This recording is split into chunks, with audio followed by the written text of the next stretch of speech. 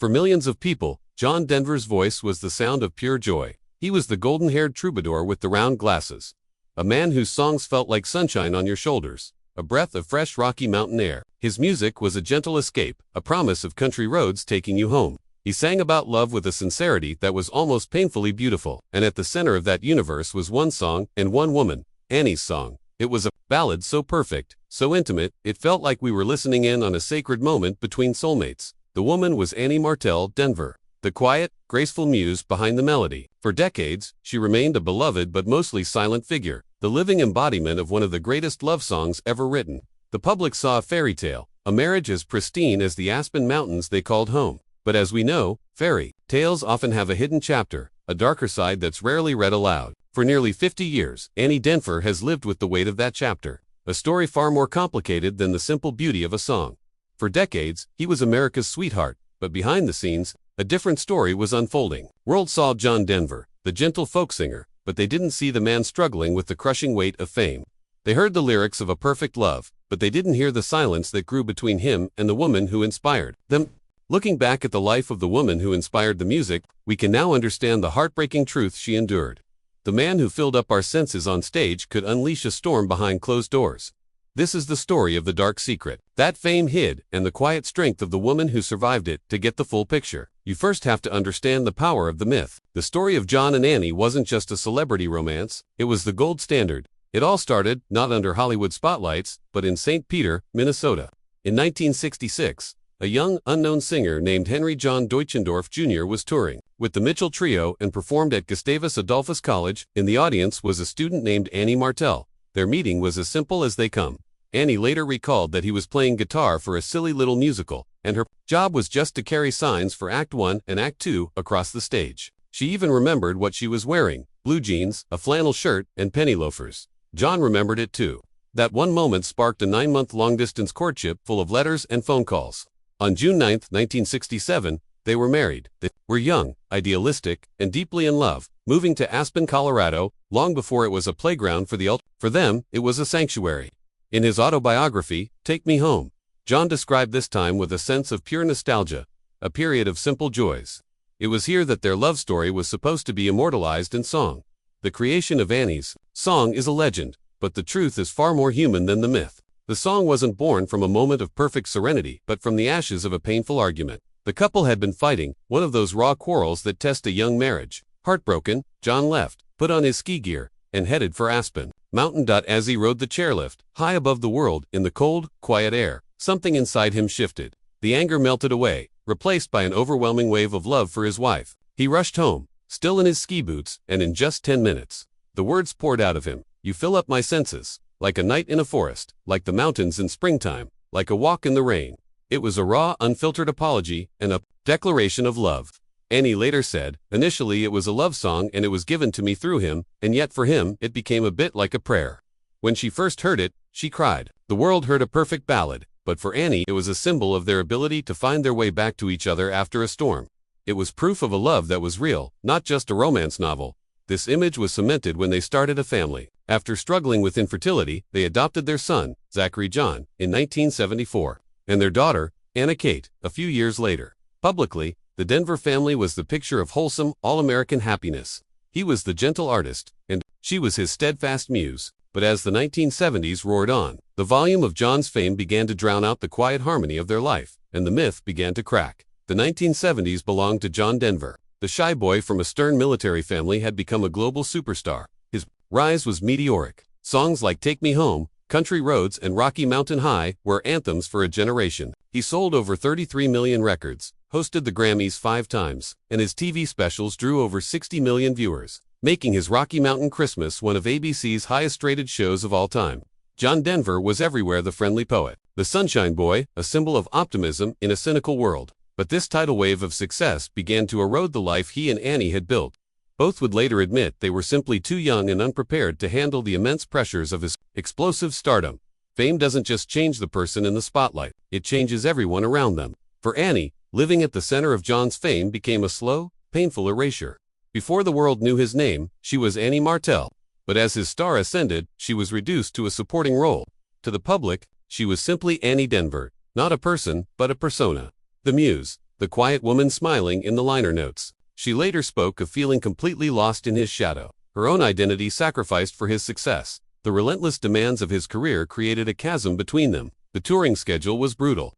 John was always on the road, leaving Annie home to raise their two young children alone. Their son Zachary remembered his dad coming home just long enough to swap out suitcases before leaving again. In a 1983 interview, John himself admitted his career drove them apart, saying that over the final years, they had simply drifted, each heading in a different direction. The pressure wasn't just external. The man who sang about peace was grappling with his own inner turmoil. Fame often amplifies insecurities, and for John, this conflict started to manifest in ways that were completely at odds with his public image. The gentle, peace-loving singer began to develop a temper, a volatility that was deeply unsettling. For Annie and their family, the home that was meant to be a sanctuary started to feel unstable. The easy harmony of their early years was gone, replaced by a tense, unpredictable atmosphere. The cracks in the myth were widening into a chasm, about to tear their picture-perfect world apart.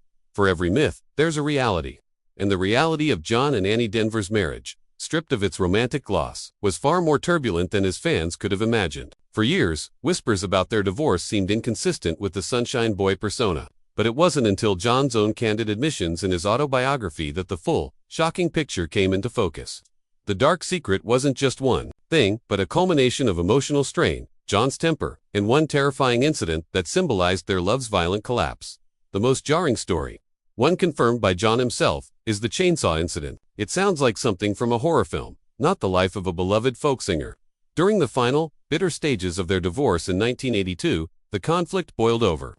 In a fit of rage, reportedly after Annie had some of John's favorite trees cut down, his gentle persona shattered, fueled by a temper that had been simmering for years.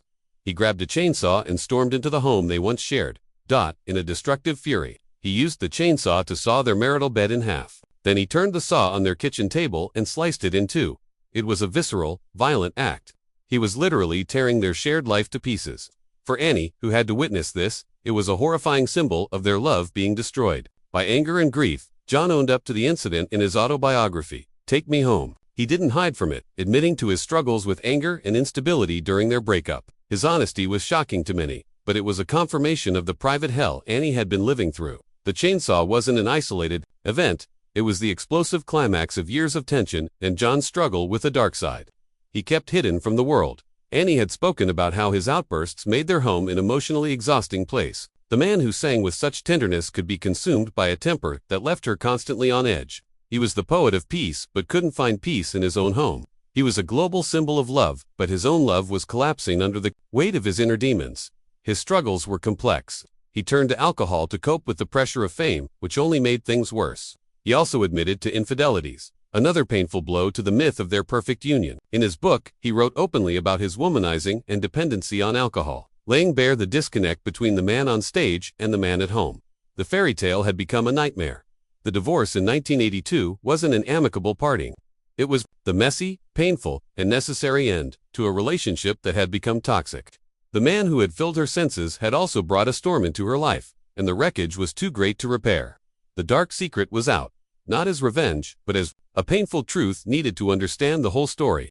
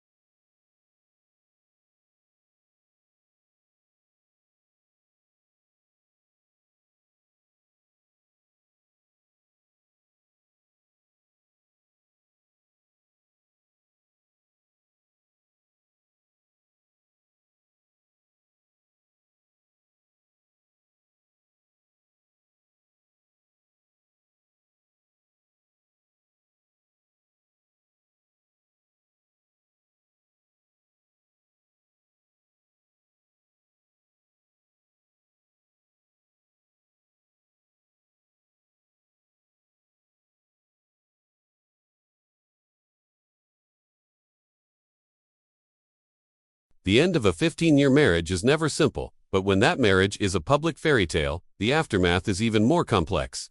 The 1982 divorce was the official end of the myth. For both John and Annie, the years that followed were a journey of rebuilding and redefining themselves. For Annie, the divorce was an act of reclamation. After years of feeling erased, she was faced with the task of finding Annie Martell again. She deliberately retreated from the public eye, settling in Aspen and focusing on what mattered most, providing a stable life for their children, Zachary and Anna Kate. Her post-divorce life was one of quiet dignity, according to all public records. She never remarried, choosing instead to pour her energy into her children and her community.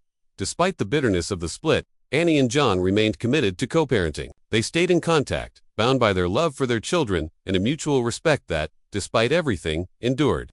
She acknowledged the pain but refused to vilify him publicly, choosing a path of grace. John's life after the divorce remained turbulent.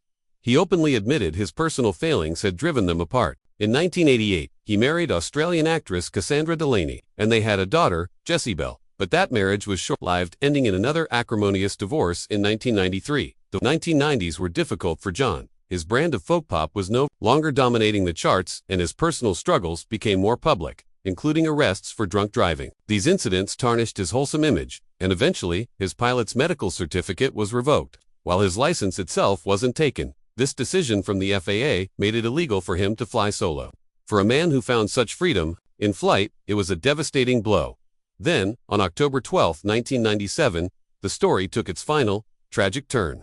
John Denver, an experienced pilot, died at 53 when the experimental plane he was illegally flying crashed into Monterey Bay, California. The news sent shockwaves around the world. For Annie, it was a complex tragedy. He was the man she had loved, the father of her children, and the source of both immense joy and profound pain. She attended his memorial, a quiet testament to the complicated bond they shared. For decades after, she has maintained her public silence, honoring his legacy, even attending the expansion of the John Denver Sanctuary in Aspen, where a boulder is engraved with the lyrics of Annie's song. How does revisiting this painful history change how we see John Denver and his music? Does knowing about his temper and the violent end to his marriage taint the beauty of his songs? Or does it, maybe, make them even more profound? For years, some critics dismissed John Denver's music as simple or saccharine, but understanding the turmoil he faced adds a layer of deep complexity to his work. The man who wrote "Sunshine on My Shoulders" was also battling depression. The artist who sang for peace in "Let Us Begin" was capable of intense personal anger. This doesn't make him a hypocrite. It makes him human. His music, seen through this lens, wasn't just an expression of joy, but an active search for it. It was his therapy, his prayer, his attempt to find the peace in the world that he struggled to find in himself. Annie's song is no longer just a perfect love ballad. It's a song of reconciliation, born from conflict. It's a testament that love isn't about avoiding storms, but finding shelter and mending what's broken after they pass. The song becomes more powerful, not less, for knowing the struggle that inspired it. Annie Denver's quiet resilience and long-standing grace, in the face of these private truths made public, gives us a new lens. By understanding the reality she endured, a reality John himself confessed to, we can reclaim her narrative. She was more than a muse. She was a woman who navigated the complexities of love and fame, who endured immense pain, and who ultimately found the strength to build her own life. The legacy of John Denver is a dual one. There's the public legacy, the timeless music and humanitarian work that touched millions. And then there's the private legacy, the one Annie's story helps us understand. It's the story of a flawed, complicated man who battled his own demons, even as he brought joy to the world. It's a story of a marriage that was both beautiful and broken. In the end, understanding the full story doesn't diminish John Denver. It deepens our understanding of him. He wasn't a simple sunshine boy. He was a brilliant, troubled, and profoundly human artist, and his music is all the richer for it. What do you think? Does knowing the full story change how you hear John Denver's music? Does it make his songs more poignant, or does it tarnish his legacy? Share your thoughts in the comments below. And if you appreciate these deep dives into the complex lives of our favorite artists, make sure to subscribe for more untold stories. The story of John and Annie Denver isn't a simple fairy tale, nor is it a straightforward tragedy. It's a complex tapestry of love, art, fame, and human weakness. John Denver's music gave the world a feeling of home, yet he struggled to maintain that peace in his own. Annie Denver, for so long defined by his song, shows us a story of incredible strength, forgiveness, and the quiet resilience of a woman who chose to live her truth, even if it took decades for